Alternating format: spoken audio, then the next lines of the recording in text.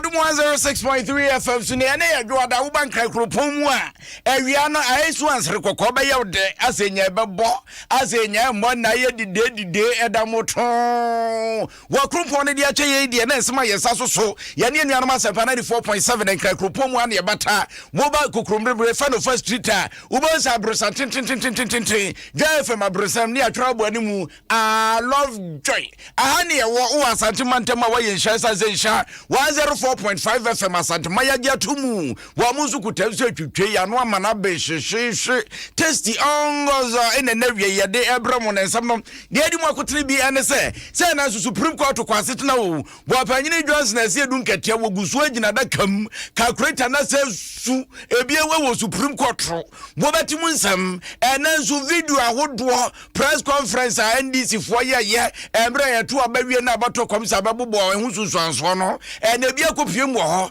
asa ye baba bocha twuchikata waseda enya de obagi atum ekwowiase oni aye ne bongalate yabo afedi ekwowiase a ese edunkatia hey press conference bia wo bia ye bia no eyemoguo wano ne panyini rempemase edu no du no baka ne panyifo nyintum ese bi ka won ye beka kwahwe enkwada no suku a omoko wonim se yase atiamra se enkwada no mbabro ayi 35 ewa classroom ha wonim a enei na tefo ba mountains ma ba batu dwante ye beka kwahwe se sa enetre anase san ne noma esi ko adisuafo ni bi so ho a yase wo mudi nkonwa efie nkonwa ibi ebi kura de asese dwa eno mo dia best square sanse nkonwa ni we no so no mba betena sua de esemi ka we hu ne na wie yabo ne bedede bremu na Flora disposable handkerchief wunya bia beboa pa eno no wawru mo nsa wia ye bibia wie no no ayiwa de agentre paye na aja de apepa wonsa kama na afi wato wape ba bia to atwene wo hu se de be ya COVID-19 ko ayeso ai wo so ne betumi adi ne su kunim tsa ope handkerchief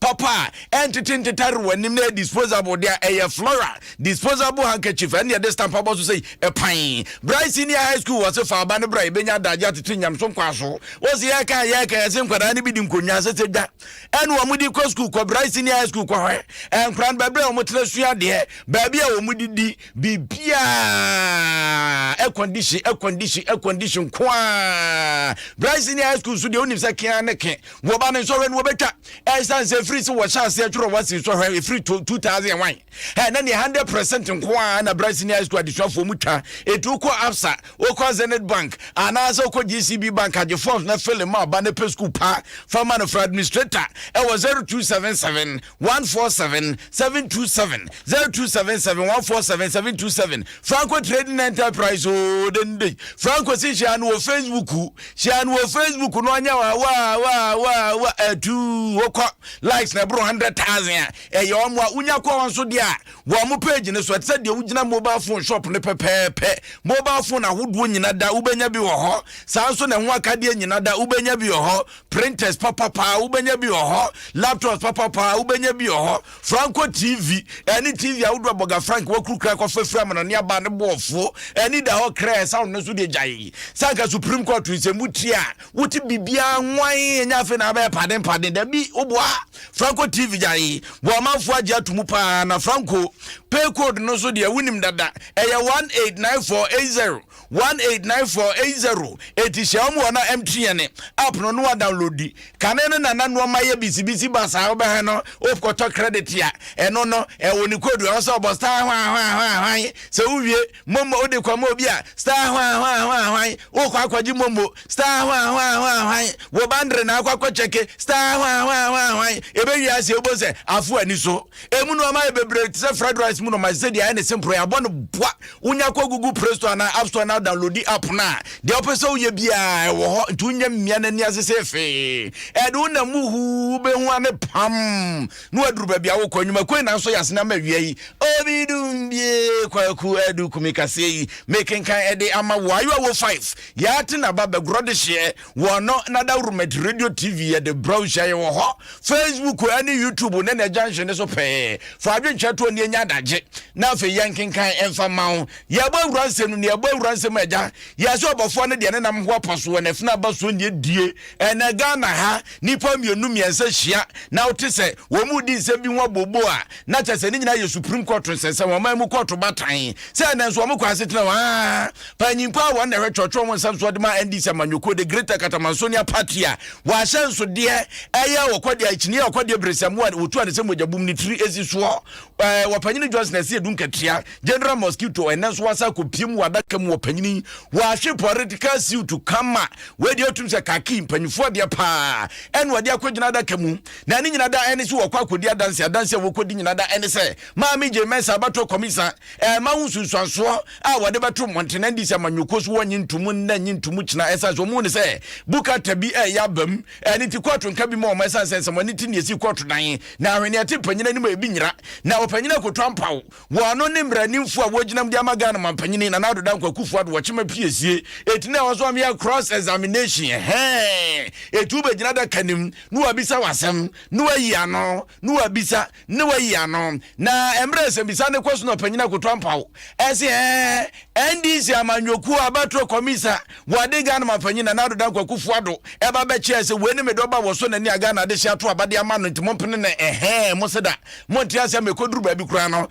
Mose or my Penina da John Dramani Mahama Gonja Chunkwa Watija Tanguma so the person over there I want the 2 franc Adema one on wedding kunim I'm a Kovia Semusem Koya baby Mukraso Monkro for Quadro Monquadio Manessa Kunim Dia baby to Monshefita woman to Paul and Muam and Penina Johnson said Dunkatia said that one on yadia wakojina baby akokasa asem de no mo kanyina da ene se ase abatu obiano se kobase Supreme Court answer Supreme Court krabe bana abatu obiano se kobase bia mrahye bedwafo no de obenya dodo no sa nkrofo kro na timi baba ye yaban emane ye eti se no obi kojina baby akokasa no mo ne ka se anya de anokuru bia wo me na ayi akotrampa wo se ene ne asebi wa woni wadanse otwitwa obi na de ya danse ni nyina da ene se wo mu video was so mo ema wiase amansa nyina da ehunu bi esa se kontompo ni na osmedanse ni wa bruche na sa asemi e na chachutwi keta won na gina mu dia mo mapanyina da John Dramani Mahama was sorry no se da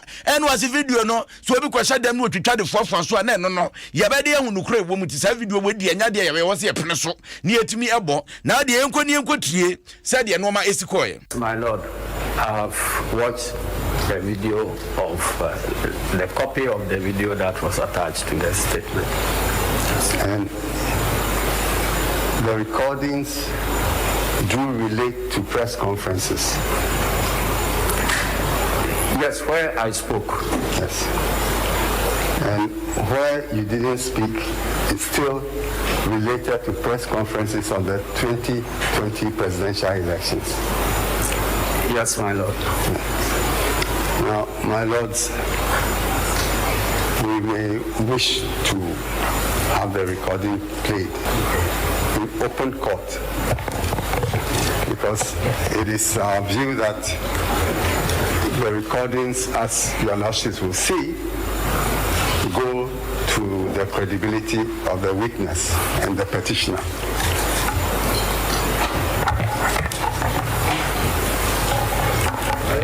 As we have indicated from the beginning, if they are being shown in order to deal with issues of credibility, we don't have any issue with that. Our concern is that it's not an issue of admissibility. And my lords, this was why I needed to clarify your last order, because the admissibility comes first. It must be admitted before we see the relevance. In that event, we are objecting to the admissibility. In that event, if the issue of admissibility, I thought the witness counsel was cross-examining him. Enti de akwaso Supreme Court no chachuchi kata enu ase asema opanyina kotwampa de aba no admissibility sabrofo no wo amanya de anya de ombeji atumti na ne objection my lord we was sorry e kasa fa nsem kro na ho authenticity. But we must observe that thing. We must see that thing. Yeah. Then we can pass judgment whether the thing is authentic or not. But Lord, you can't do that by admitting it into evidence through him and then seeing it. My Lord, that's the problem. You cannot. You have to see this thing first. Yeah, but I don't know, current difficulty is. We have to see it first. The gentleman, the witness, is the only person who said he had seen it over the weekend, and he's the one in the box. So that threshold has been crossed. My Lord, the threshold has not been crossed because the threshold has not been crossed simply because he's not just being asked to identify the document. My Lord, and that's why he didn't ask to do anything yet. It hasn't even been shown to him. So you're anticipating a question that hasn't been asked. I'm not, my Lord. I'm stating as a ground of objection that this is a document which the witness is not responsible for. It cannot be admitted through him, and its authenticity has not yet been established. It is a different matter if it is just being shown to him for the purposes of questions that will test his credibility, but if it is about admissibility, we are objecting. The Akwaso Supreme Court will be no admissibility by an affair the authenticity as ubeti atu ani nyina da NS wapanyini chachuchi kata waseda ni kwaso amuji tu mani ye na ensam no akire ina mpanyifo se aha the Akwaso ne de e wo se video no filiga dochi achinyeti ne kumso nkro so yehwe ye bo video no na afa wo bia di mu adanse wo bia fa na ni kwatu awisi ane hene santam mu ehwe video ni bi fe ti se de sama wasama ne tafu zuo sa de be asam ne ye ka wo bia be hu na bose na ebro mu bo video ni wie ye no eno mu ba be bi so panyina sie du nkatua se ensam a wo kan ne ye hu na wo de ne to nkyan no mampanyina da John Dramani Mahama to nkyan ya endi se amanyoko akitafo ni bi ene mpanyufo ni bi atitire ne tatwetwuro ni piankomo mo so ba monten ebe kasa ye wo bi ti se Peter Boa mo otuko no a woni atwotwofo abedi akire wai wabedi akire pe wo ba monten ebe kasa etwobo ye DJ Boyanum ene ho kran ba nyina piepiem sanso ena panyipo a won na to nkrama NDC amanyoko no sameja mfi wo no so ba monten enso be kasa ye na sansem no mo keka ye ni nyina da ne yenim se wo na na hya kire abushom kutupa esanse yese panyini transmasifofo woni twotwofo panyini tinsem ni nyina da ansa beba monten no na cha se woni mu bi no ase wo no wande oni wio na asem ba ko pan wo beka se di omu nyina kan na emogu wono ne wrampemase do obafukase omu nyina di na yawo eti di ono no beka na mpanyufo mfanya adwuma da de omo kan ne de ye fa ne se ya tesem. Yes, my Lord. I believe you admit that the video recording that we've watched show you saying that the petitioner had won the elections. My Lord, I have watched the video, I have watched it here. I stand by every word, every punctuation, every sentence that relates to me, Johnson Asidu Nkatia. And there is nowhere, unless we are watching different clips, there's nowhere where I indicated definitively that the first respondent has won the elections. So let's understand, you admit everything on the video coming from your image. Hello, I'm putting it to you that the press conferences that have been shown are press conferences organized by the NDC as a party. Yes, my Lord. The NDC has 38,000 branches. Each branch can organize a press conference in their own right. And we have regions.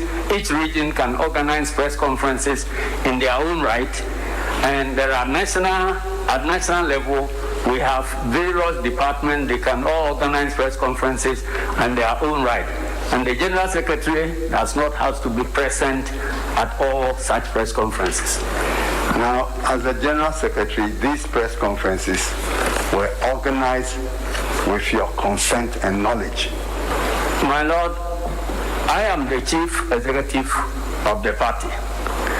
So, in that sense, I take some responsibility about whatever happens in the party. But where a statement is made by a junior officer that contradicts what the chief executive has said, it is the chief executive's word that prevails. Chọchọfo panyina wojina odema NDC amanyoko no Johnson ase edunketia na atese wode nsamutu dwa se sabrewatia wo fie na so waka bakwasema kyerɛ wa yenyina yensa no se mekwa kobisa maame etidi ono aka no ene na mpanyimfo mfanya adwumade nkwada ne kaye ne nyina da eni kwazo wo mugitum ya fa ne se yakeka no mso ka bia kwate se matadis asore rema forebo wezi mama 20,000 wezi 30,000 no obi akwa ka so mama 100,000 afa going ngon afa first cabros na say ni bresa me dia me ka se agro na mudi o se ya fa ne sa pepepe na ate se wo sai tiro mu se video na o mo boy na ba bia ni wo no asie dunkatia wo wa ikro na nim si ni pisi ne tasi ne po se man panyin da John Dramani Mahama wo no na adi nkunim entine se de o manfo si hweye no wo man fa ne sa na so mo komanim na eduru ba bi no na se de enkunta no esi kwa no ne ade no na se aboboba na se calculator nyebe ni ti calculator nyebe ni ti no mubisa na anya bi ayama calculator na. You see, I'm putting it to you that the figure 13,434,574 does not represent the total valid votes obtained by the 12 candidates if you do the addition from the announcement, the declaration in your Exhibit A. It doesn't. Can you come again, please? I'm saying, I want to hear the question. I'm saying that if you do your addition of the votes obtained by each of the candidates as declared by the chairperson of the first respondent, that the sum you get is not 13,434,574. It is not. Yes. If you like, we'll give you a calculator. I'm saying that it is not the total valid votes. My Lord, yes, it's not the total valid votes, but we are not claiming that that was the total. Enti dia kwa so no na enu akire yi eduru ba bi na asa ensembisa no na be bato so do na oni se calculator ensem yi Ghana de calculator asem ya na watwe twam wo panyini kopie mo Supreme Court ayede ma na wo bo figures ta no obi atwa hanyankrompo ani ne bozimati ko akwa science and math quiz video the ababa ka ho was say your major question na maame na bisa question no says adisuafo be yi ano ye hweye opanyina se dunketiamfo nyini na ni video no dia be so a wo bota ta na afi maame na ka correct for 3 points ba ko so bota ta was there be you are wrong any ade ene calculator ni bi wan say su a chese aso mu be sorry na chese asako fa calculator ne dia ba minim se we eye Panasonic na Casio ana se de yen so ni o na so no opanyina se dunketia na so was say bo calculator ne ta muhe na man kutwa amfa ama asem na ani bresam munya agro na mudidie no yo munya agro no na enu akire ni wopanyini afa se bisane ba ye duru ba bi no wopanyina kutwa mpa hwensem na afa na wo se wo ma na ni bre no se masa asem na mani abro yano your answer being the case that the 30,034,574 is not the total valid votes. That you've admitted that. You can't, I'm putting it to you that you can't use that as a basis, as a denominator for determining the percentages. Answer my question. Go ahead. Answer my question. Come again, my Lord. I'm saying that you have admitted that the 30,434,574 that the chairperson of the EC announced is in fact not the total valid. No, my Lord, because that is why we are here. My Lord, if the first respondent declares that these are the figures, we are entitled to rely on those figures. And when we find out that the figures are internally inconsistent, we challenge her conclusions and then we come to a forum like this. You see? Or otherwise, I have been a banker. When a check is written, please, and there are problems with the check, please, not one signatory can cancel. You bring it back to where the check was written, and all the signatories will cancel and make the corrections. Supreme Court no why de afiwe su ebesuam rapa wapanyina sie dunkatia no na ateso wode nsam atudwa wo kyerem se yemfa ni hahane nkwa prinkins mafie wono no wabu nkonta pan emra no ya dwuma osika kwabia enti obi de check ba na se bia chimato bi ba ho a de wasa wo ye no no na wo ye no eni tinya se bia wo ba so ba betwema nso no ma bi wo wa wo monte ase no mo de betu mpanyimfo anim se mpanyimfo hwe na nimanim ye waka bi efa mo se de be ye ase betumi aye adwuma na yekwa homa no so na yensanturo ne a wode na ne adi nsem na chi akwadwuma nsa abrampo ye ne ntwetwe nkomo ke me akwa ne akumi na edi kan kire yemu ene hwan afa no mbe pie mu okoto akumi tidaba ewezi kan wabo ura shedu nkatia ni audio ni bia omanfu we chelu chazi we interest Supreme Court nda omanfu a wo se wo NDC tamani mahama oye petition na fa order wa ba na wa baba sha asemi na wo ha ke yo hom alo se kuku da na party penufo a wo ina wo ha ura shedu nkatia na oji na box ni mu a ototo na no se ye kire omanpeyin na kufa da oye respondent also na is wo ha also original name na in don no ontum mba court ayaza owura makmenu na original name 2020 no ye campaign manager nti ono no represent omanpeyin akufuado e was support ha see you no to nchena one national chairman for the blay or ha the man so na one secretary John Wedu ono or ha nti say eze the me afa bi no to nchena isi a ono so no wo assembly mu no the minister or ha osma sare or no asamo tete ono so ha nti dem nkofu ya wo bo ne nsem ni na wo ha wo hwe mra asem no oroko mama panyina da timi bae kumi na mi bisasa mampanyina da wotimi bae dabi nti o mampe aye ono na keme chiao kakra kubinkum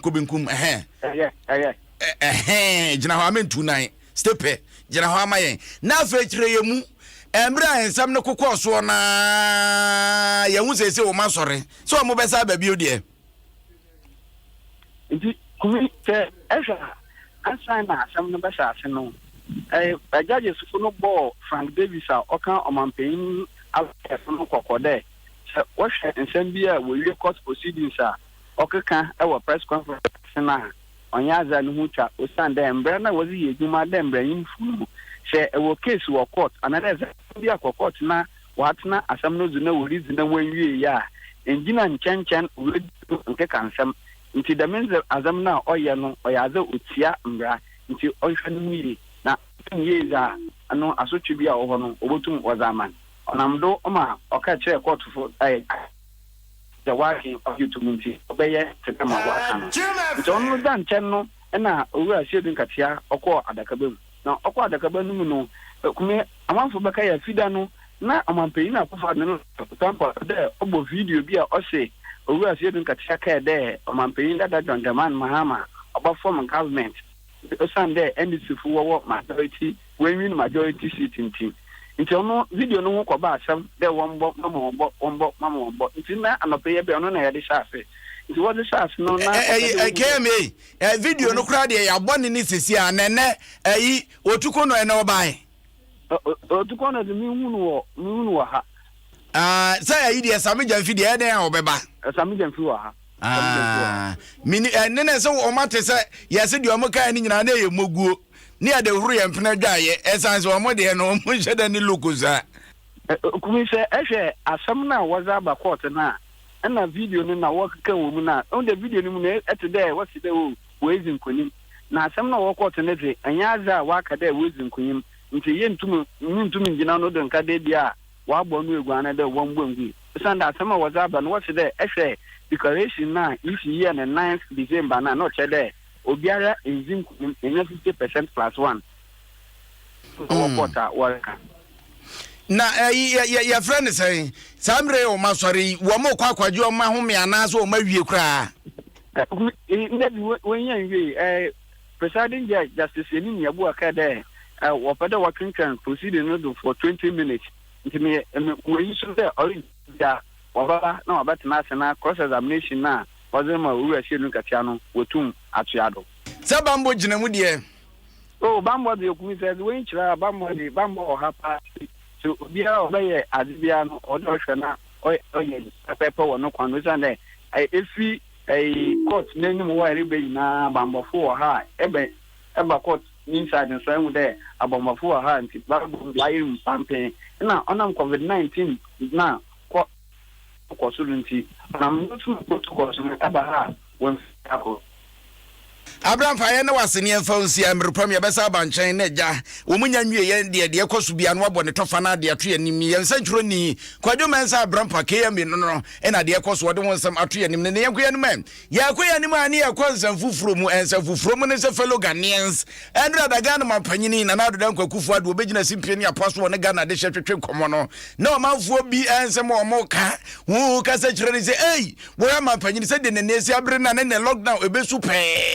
Ya beka Ghana this year good dem sense be maswodin men ko was when me free be men talk was metua kamejime sesa wa hu ani ade na so awrade adom lockdown etofom ye e ma mampanyini ba ye no asema woka ye nyina da ene so koto so otomfo oboda de so ba bi obo kwekwe na chese woni hia no se o manfo be hyew ayi mask wo bekata wano bekata wo hene e ade hu hia no pa kumbro sanitizer be for once, now if you want once, one for some to soon soon and go say yo. Ecoba de Sababwa, any class or month for Bopis to say, I piss it, and can come with them. A 2 and 10 wage and a big wage and the father cannot to know. Yakwa, Yakwa Sembria, yes, stretch your hands. Now, wedding is out to we are betting, no wedding is out to we are betting any edited in Temo. Hey, my panisi and Ubini and your 1 meter.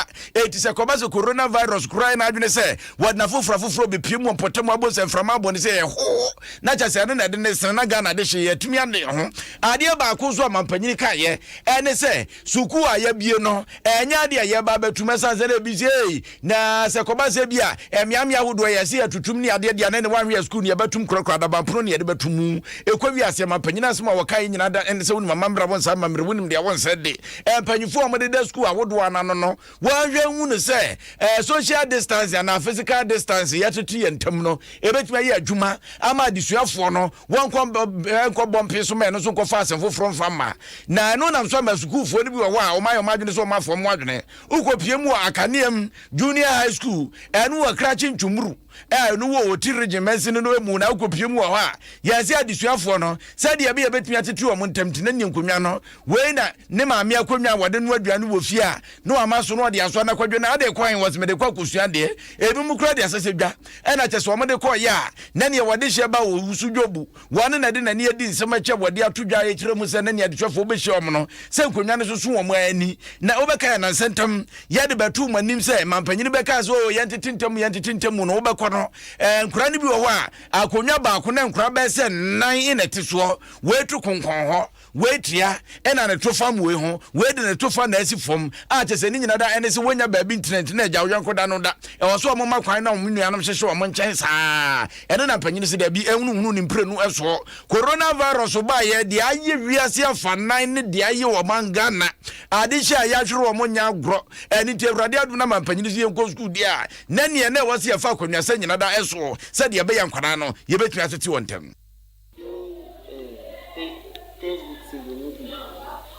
see textbook ni maybe chess any you want to say there was a with computers but maybe teachers so mongosh man then be can nkebe boa ye konja ni na ile pa konja tna so kula yenya ni pa ba fia o pe ben chat na so so ye dia ba school nti se ye pe konja na ma teachers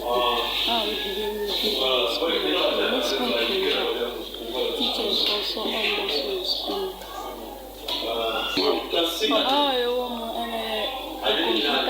Nari Nibohan.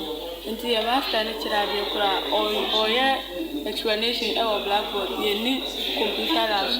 And I shall call or house Gunjani textbooks. Only a teacher textbooks know this child, they need textbooks. I issue this. She had them. Nah. And sending a horror. Kunyan de every day so far kunyan so by a car obian boy so enti kunyan de here pa ombe boy so man boy dia e be ka ade o ma kire na isi kire e say nya computer ha o mo kire ya na ya ti asente mo ba ya nya sa ade no wa eni nyema nyina bebre wo ha enti member especially the chairs and the high pa ya nya ko fo nyina o ma tena form by kakra bi na yanya ngonja ayeti so by kaja bench free na ya betna so wa eno e hype nti omboai adisuafo ni bi na Adom Kasiebo ne o matwetwe nkomo no yeso wanton yare ya wunya no aduro oyafunu yo ya no anwen wo se a enya de obi abehu mmobo Akaneam Junior High School fo no krachi ntwumuru eho ne no mo no ye mansini ena mantem na nkasa nso ye woti region no obrempomba ena de nani di nsem na chie ne headmaster atwetwe nkomo wo panyini zamo woko ena wo panyini ba be kirem se hwe sukuu na afi apema hankono adwe wotwe so 1987 eni esi se sukuu no na efrisi esi yesi ebe yesi yetemota de afam ha aha ye dada ntimie mpenti anasa ha edua bibu ye mudua bi kura emfa nsum ne sese bode enya de omu ye bi kopem so no ba enfie mpinu ne dunum September bosom ne de toso du 9 2015 ansan wo ba beboa amansi esi atumi akoso aneyi babi adisuafo kura betra no ho nsem ayekana na esa ka so be ka se teachers anan ka mbe kire nkorana dia ushia eye how be so edaya so say omun doso and so enti esa abedo mebia se yeni piti fo ne SMC yentena se na yen hwe se de be ye anya chefo ama school nti se yen be ye community teaching na community teachers se Ghana na ko ahefa na e community teachers na so abenya se yen fa community teachers ya be fa omo abeboa sa ko na and they are between school eda say still how no eda so ewo ho efa sa medical account say akonja any bi no tin koran bebre wo hia nko ja na obeti o nka sanka wo hia eya mo wo fo no nka san na edien e ma mo akonja na e provide akonja no e ma won ebi no benches now e bia o say bi that's no eya mo nka san e provide na eya de bia ma adisia na adichire entumi nkoso yi wo teacher ne wo be class so be chira dia na konja na kora no tisu no in fact makwan na sisi ayo school say COVID-19 ye nyina nim say nyi emre papa mumu nkora no mu ne agise nka say omo ba school say ye nchira de na so sisi amika say ni ai de be chira de eye teaching learning material another one say instructional material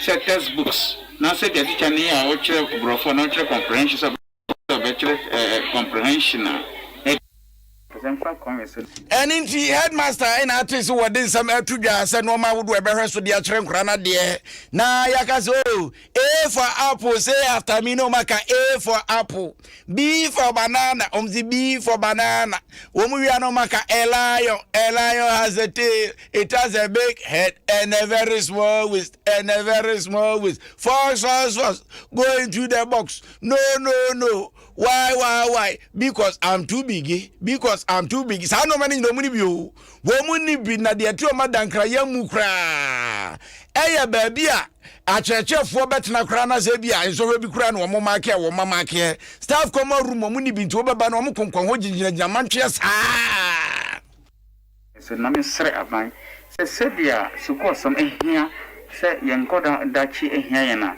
me fa kwansa na me sre won se ohawo na medical ekana omumbra no mo beboye philanthropists and NGOs na civil society organizations na omuta ebua no omufasa coins na omumboye wo hawa medical akaya chire wo sel se dia wo ho no ti ni sewo esra aban se entimi mbo Akaneam DHS na enkora no adesua no entimi kosi maye.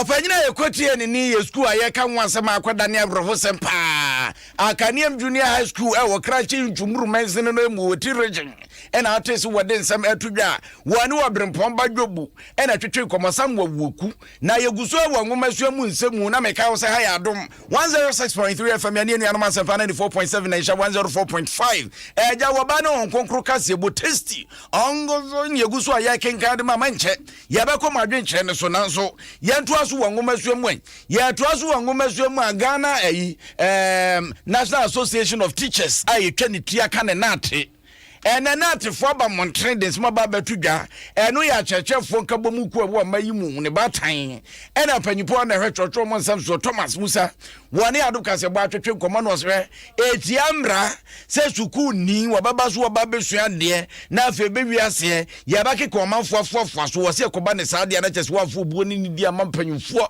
wazo wa mamumra wa hawu emra ne kire saade suafo mabro so kra na yo se yeduase num 35 nanzo wo be kwa na ebi mutimi sisagum 100 wa kwadai ebi mmoto mu tutu efifreti wa mo ne ade wahu we koba ne say ha adwene to so obesre pa say mbrane di omu ni so na nadwaso se dwumadie so no panyini wode nsam ne tudwa technique. In fact, we share first one you started and JHS3 in the HHS3 you know. We started with 30 but this one we are working around 35 and I can say any school and any classroom let's say I'm running about 60 and those things you know some running shift and I say school and I say I mean don't be to me a divided class you know because we cannot create team keep some numbers you know yes and it will affect Mofrano and also a better say violating the COVID rules you know into no mano so we draw the attention of the people to get it. I'm my example. Me mobile schools in India. Me can say me call out of about the 70 schools I me call here. No, me call about 3 of the schools. Now these are very good top schools, basic schools. Now it's not say obia person ibako on one of the class now me call here. No. I think the number there is about 70. And I make a second supervisor and I make a chair say we cannot go that way. And that so Pepaya or together with only director no mobile ensure say and Mofrano some divide more and some alternative they should put something in place. Opanyini Thomas Musa no no ye twotwofo panyini de mana tiko na atese wode nsam tudwa no say if more let's divide etu omuntwa paso ka fefe na fi wo muntwa mienu say epen na ebi nko benkum ebi nko nifant we wi na we aba na ne yesa kwankwan nuase na ebi bu akotena na mu besua de a putogum hwegum ni nyina na say kwankwansa kro na mu eja wo fro edua na say usane bokwa wasi say koba say pan won so na wo firi soro behwefo makroba asase kro ya asase yamponyina moa so anu aba beto enu akire no wo se ba akofo Danfo sanso ena baakufo ensanso awurade ani katantu obese Ghana de chese wonenam na so koduru baabi na se nkwada no ya ka omafofo aso ya yom te se kanti tisadia bomade aso be yimpanyufo aso tire ensanso wo mo no wo mani ni baabi a nti se wo amwo be ha dwene we wie no aso ya se bi wo ha wutu mbra no wa kire se kura wutu no so na wo mema mamra ni nchema constitution article 41 ma ho kwan so ye Ghana ni de hye na nam na bibi ntwa yi a wo yimpanyufo aso tire fan kofi 7 tafrache akwakreti fie abroweti fie obi kro yare ebi onu su tifie 7 tafrache ya nhweni ya na abofrai ba akwakoti yade no di akofi odi kofi a akwakroti bebe abroweti bebe no de yade na akwakosan ho no ba akwakotua na nanu mo nsi edo enu ti sa nyama we na say bomba enti any school one that they are not obeying the PP and that's the safety protocols na area COVID protocol na area to come where the based upon Article 41 of the Constitution of the Republic of Ghana. Every citizen has a duty to ensure that each and everybody is protected. And it's obia and I say 70 I'm of 70 there 70 there but to years Opanyini Thomas Musa no na twotwofo panyini no sikusi bodo wo sam mesawo enya baakofo na ya brewa nti obi afa no nyimo so mani nipa na muama no ma entumi enkoyi na yense dwreni Isabella Gidglove wodnani adi semachi wabom pempepa Bella akwaba yenya na honamu bokode nyanko fado yewie ya akohwemu muwate akohoma ne besu besu den na yenhwe wo ba prosen na ekọ enkwara no yatetu omontem kamade Okopie ma private schools ne die private schools ye koye no enkwala na enfeda endorse e classrooms no and so government schools no public ones no bi ma ye koye no teachers wo ha mo church trade into no order e wo hodo mo there bi so no ye kopie mu no teachers ni classrooms no enti na enkwala na ye dede on say order ni ho into no mo teacher ni ho into mo ye ni omo epe ebi mo hye max na ebi mo nso enhye max no omo ko break baby nso ayekwaye no omo ko break no enkola ni bi hye max na ebi mo nso enhye teacher enkola nketenkete no ntotofe wafu no omo no de omo emfa max na enye hwe omo nhye max no panyini bia ni ho obetia omo anaso obehwa mo mahye private schools ne the teachers no very strict ewo ho baby ekokoye no. And so no government schools no teachers no ebi a obedu baby no mo boy enkomo mpo omo emoni enhyeda enkola no nti enkola no nia omo pe nti enka teachers ne eni ebekọ enketewa pa no ho dia enka ebeboa pa ewo government schools no Bella Yenfausia na emrepam ye besa banche dia kan nyina bodboa fabre na naked Kasiebo ye be maga na de nyina da ehunu de ekoso mafo bi adwencho mo de aba Enlando Simon wasi adu Kasiebo de muni size o 2020 frimpon de abode aba wasi mehwemo live pa me di free itri wasi begamo ho na mehwemo edi afri wuja ke de lali wasi adu Kasiebo de 2021 na mo na mulidi comfortable lead pa father ne wasi good afternoon na senior brother friend kins for the fa and Charles from Konkoma na pana Kasiebo na tasty pa Spain abroach memo ho en wo bata we see your friend akwadwa printing one so no dia wode ba en was obi dum bi wano ate Toronto ho nam di free ba Canada abroach memo opanyini ye de wase pa na wes message awade ba was your friend Apple Isaac was me tiemu pa achembom so ho na me tiemu ade free Michael Dakwa so dia wade ba no was the best rapper kwaku was so jai news kan na kwa rap obazam no obede fo obede no nguma ni mazimo why ade wo de yansan ko Supreme Court wo masaba ye ko Supreme Court calculator na sesu calculator calculator we dey na be Panasonic ana we calculate we kasu on solar one bi ana de use battery yenko ne kwere de koso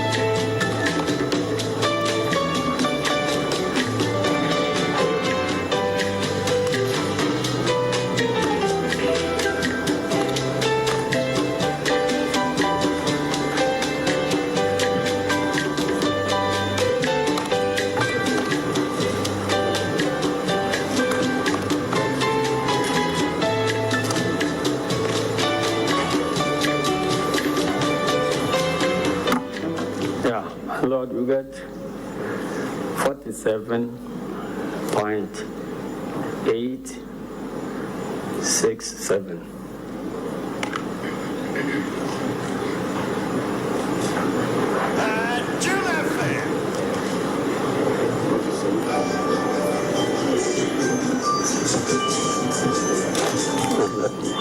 Now, you want to...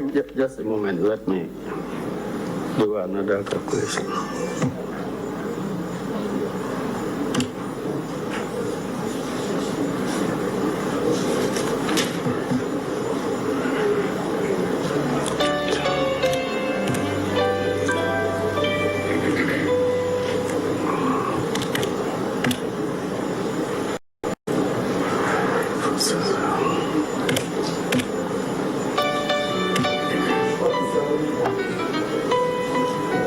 Adom 106.3 FM sini de akwaso Supreme Court ne guso ayede mamon opanyini Johnson esi edu nketia wo guso agina daka ni mu a na ne enkonta ne so wobua ne se bobuo mo kekase ne na afei ya hu ba bi ebetimi de atresansa ba bi ede trompanyini se yamfa nto a efrito bel akwa active wonum bi eboa pa ma Supreme Court wa yi no di akira wadwene mu da wutimi di akira ye pa se di abatros ne ay mako 60 kan ne edu mienu ne ede na ye di apisu ya su bronya de no 2020 ya muamosa ne yedi dwa abepem samri eno so de anwode wom folic acid wom na niacin wom vitamin B6 wom pentatonic acid wom sanso na vitamin B na kasankasa ya bone bo ne de agumu se be eni nti se wonunum bi na udi figures na chi na utietensem na mese masa wo ba bia ye se ja wo betemra pop say ayi last 4 years na amikus courier brief ne you and I were not there on the face of the pink sheet and abase say so there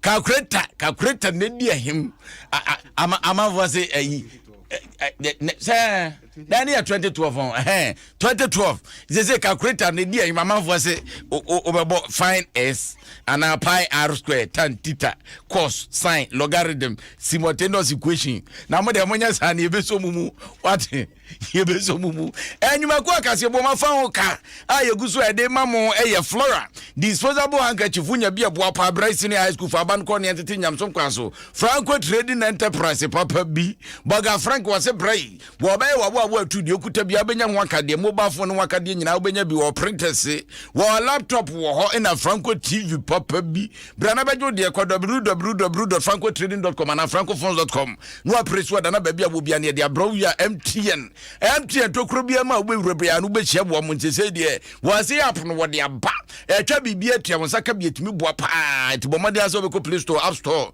no download wi na mask no wa hye e de abo nkwa ho ban na abo ama bibia timi akonkane ya be sa ko Supreme Court na wo maba na yakwa akore akosi. Correct. Yes, but the problem is with the changing figures. We'll come to at that. every Don't point, worry. new figures emerge, so you don't know which one you are using. Don't create problems for your heart. We'll get there. You see? So, now, if you go to the 9th December declaration, yeah, and you add the whole voter population of Techiman South to the total number of valid votes cast, what total will you have? If you add the whole of Techiman South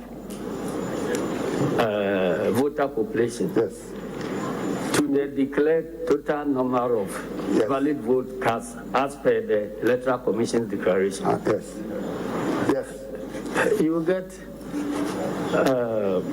49.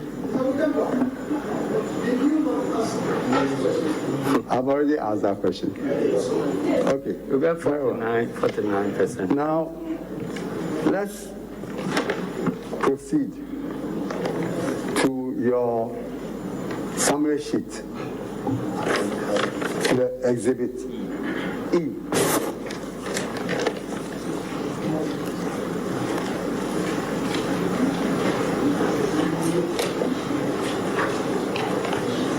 Before then. Now, subsequent to all these things, the results of Techiman South were declared. Is that not so? Yes. And yes, my lord.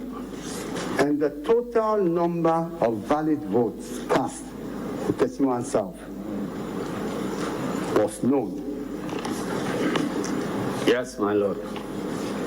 And that number is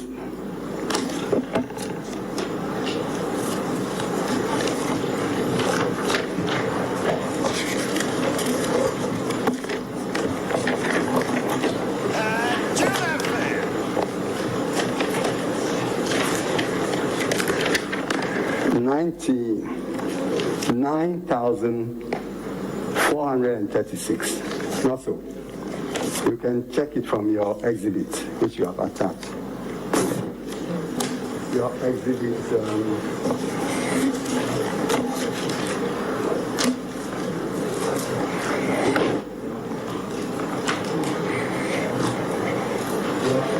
Attached to your exhibit.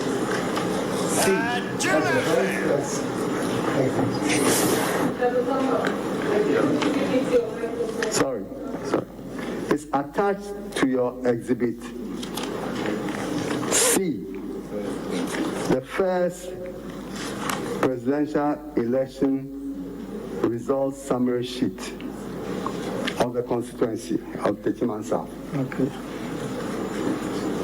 So look at your exhibit C, and the first document after that, you see it.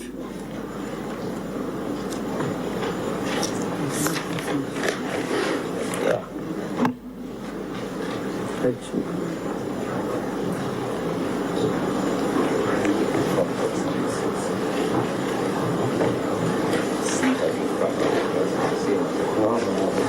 So you see that it's the same.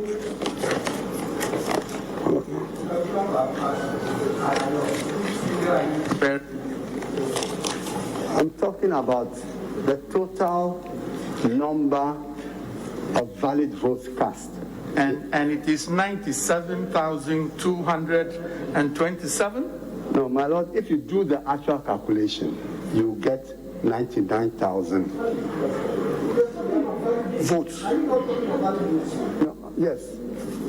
My lord, I'm saying that the 99,436 is the actual sum of the valid votes here.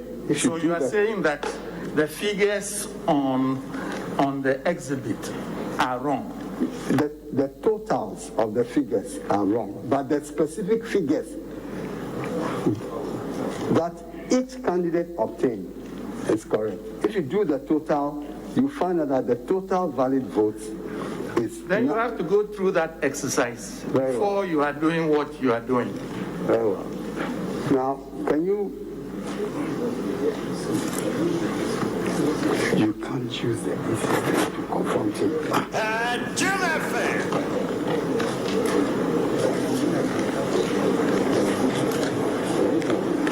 So, can you do the addition? 46,379.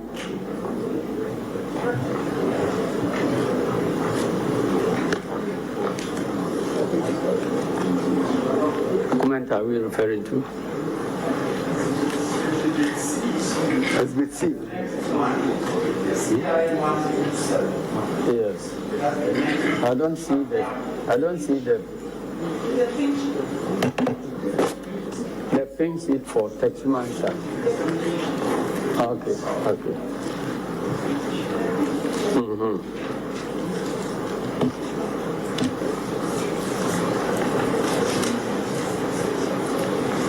Yeah, can we go?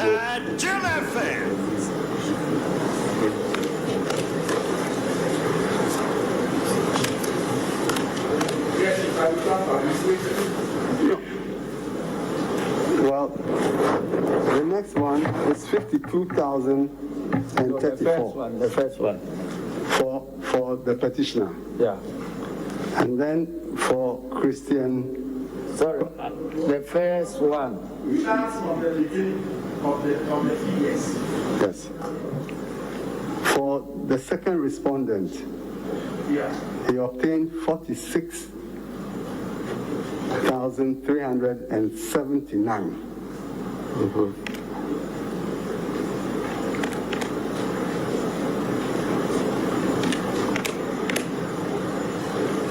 The petitioner obtained, just add, that's all. Petitioner obtained 52,034. Adom 106.3 FM Sunni na the omanfo pa hwe na fe na duru ho ti ko Facebook Adom ye Facebook wo na ne opanyina se du nketia na stress ne da ne hwene so kama ti bo figures ne no abo krek ko Facebook ne ko hwe bi sesi ana fe ento so 24.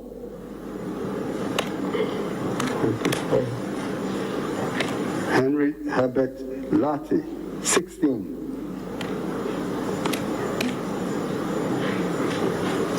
Hassan Ayarga 54.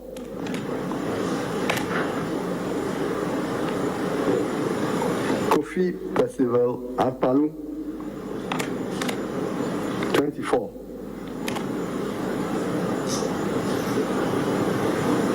David Apasera 45. Bride Bridget Jogwenuku 19.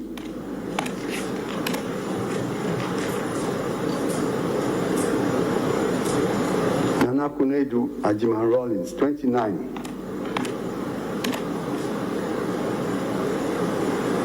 And Alfred Kwame Asiedu Walker 46.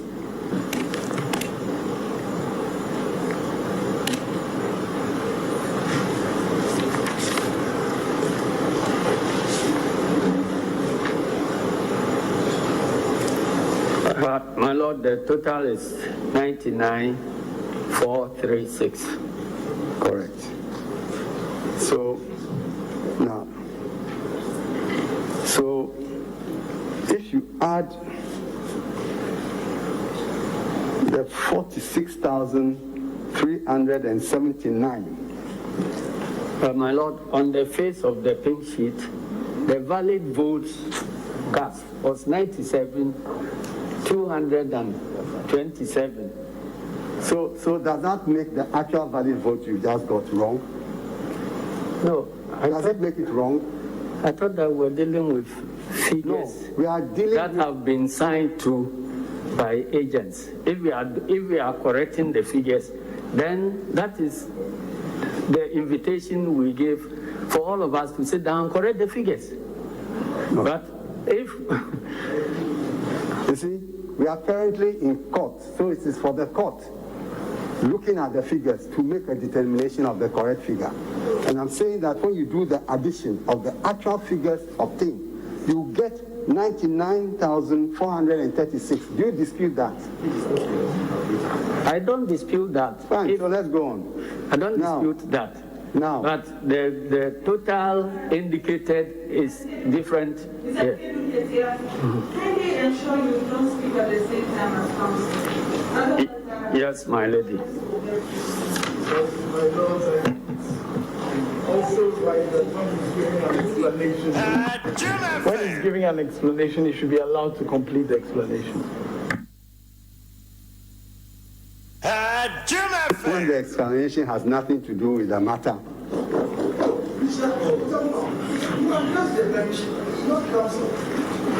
Very well.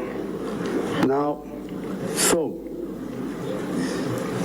if you add the total valid votes from Techiman South to please mention the figure that you are referring to. Okay. Because as the witness is pointing out to you, on the same form, there is another figure as a different figure as the total valid votes cast. My Lord, so refer to the figure that you are. Yes. Yeah. I'm saying that if you add the total valid votes of 99,436 436, which you have confirmed,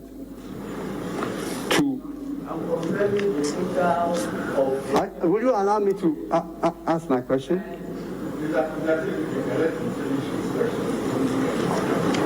If you add this figure to the actual total valid votes, and announced on 9 December, that is 30,121,111. What total do you get? My Lord, I never heard 13,119 has been announced as no. you claim.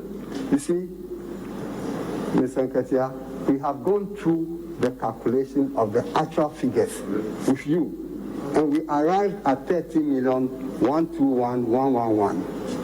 Yes, my Lord. My problem is with the announced. Please, if you add the 99,436 to that figure, what is the total valid vote? My Lord, if I may hear the figure so I can Go ahead for you. 99,436. 99,436. 436, yes. Plus 13,121,111. 13,121,111. How do you get? You have 13,220,547. What? 13 what? 13,220,547, which is also a new figure.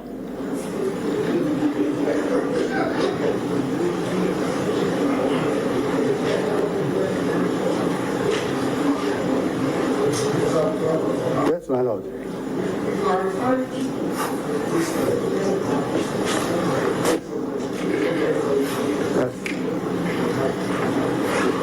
But on that exhibit, the total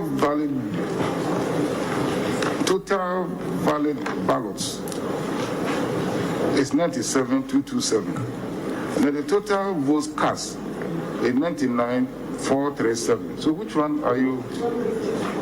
436. My Lord. And the rejected ballots, 2,209. Yes, my Lord. This is obviously a clerical error, because if one was to add the actual figures, you will get as the total valid votes cast in Techiman South, the figure 99,436. And the witness has just confirmed that by the calculation, that the actual valid votes cast. No, but we say, that's based on an assumption. Clearly, it is based on an assumption. My Lord, which assumption? The assumption as to which of the figures are correct. Well, my Lord, these are the figures that we have.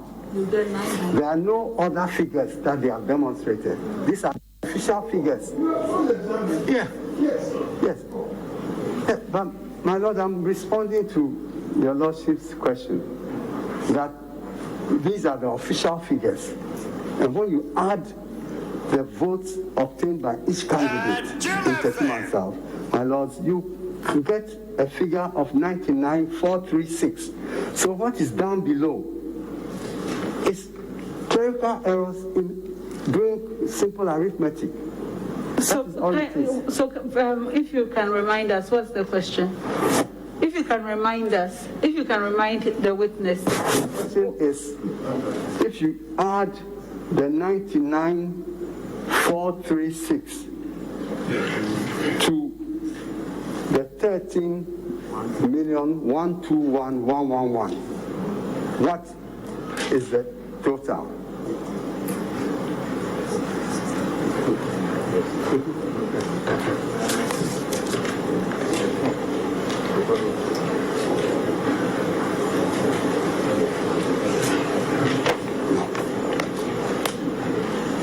This is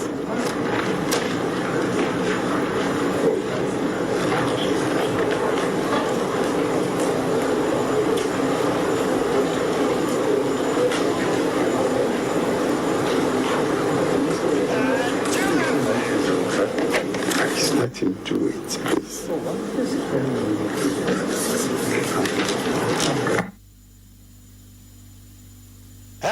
Jim FM. Merano ko for just soon, you cry taxi. Adwuma ne nyame kwam nya bi man so ado news ntino. Mintimi pare card. Ado news. We are number 1. Ado news. Mo da mufu a. Ma bo so bo say. Ko for the Central Market Queen Mother oba hima papa bi. Na on said that Adom FM de no na metie. For the tafu bunso anyina mi drivers. Ah ya wo total 2 nchen ho. Ye nyina ye tie Adom FM. Ghana's number 1 radio station. Adom FM 106.3. Adom 106.3 FM so nyina wes na bia wo bia na Kasiebo adebrama na wie yemuni koman epom obidumbie kwaku adukumi awie yi me na mesom wo Joshua Kwame Kule ne bom chidom bom adonten Kuba production team on de animu kwasi adwuma kum komo pambo wo na ne semufo esi ohene semufo panyim pa progress manager Joshua Tigo Sanso na Abdullah Awudu ye general manager ya di si ana afa yasa ko Supreme Court na asa na nkabo semba ko mienu bi o ye de betwum na afa yasa to aso na samre de Adom asema mo nyina moniti a oh boy Don Marcos Travel and Tours.